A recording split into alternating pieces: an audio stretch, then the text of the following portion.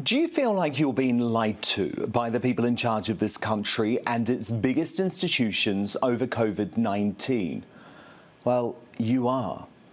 Do you wonder why the vast majority of the mainstream media and most of the usual suspect scientific scaremongers are so desperate to terrify us over COVID by using dodgy stats and fake news?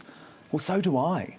Fear seems to have become a prized currency for those in positions of power in the UK. Fear to make us believe COVID cases are a massive problem in a largely vaccinated country. Fear to push the authoritarian plan to introduce mandatory jabs to the NHS by April. Fear to tell us the use of vaccine passports make any sense.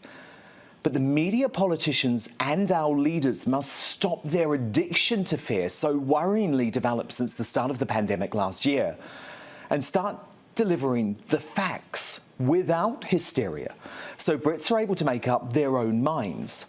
I will continue to campaign against this use of scare tactics to keep Brits in our box, prepared to give up God-given civil liberties and freedoms that are our birthright.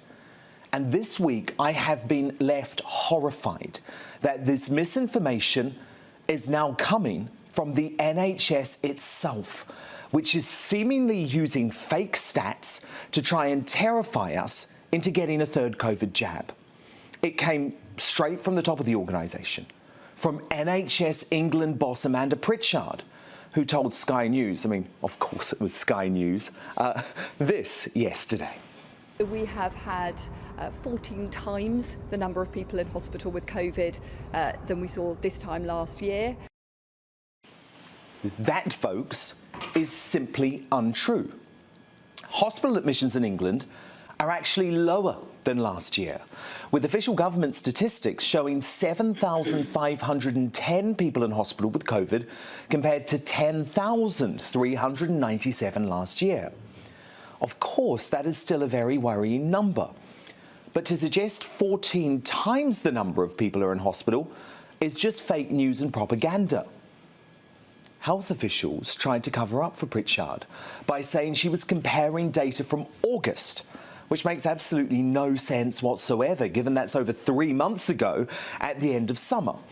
But Sky News, ITV News and the I newspaper repeated this NHS disinformation without a second thought.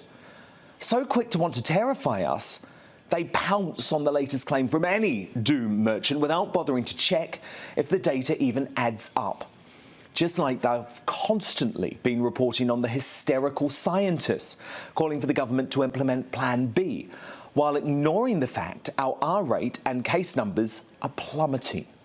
Many of us, though, are now wise to the government nudge tactics used to scare us into changing our behaviours, so brilliantly exposed by the brave author Laura Dodsworth in her book A State of Fear. We all know the NHS will come under increased pressure this winter, just like it does every single year. The answer is for Ms. Pritchard to reform her organisation to properly protect the British people, not to try and scare us all into changing our behaviours forevermore and making some folk too terrified to continue with the joy of ordinary life. The game is up. Pritchard has been caught up. We're wise to this stuff now, and it's got to end for good.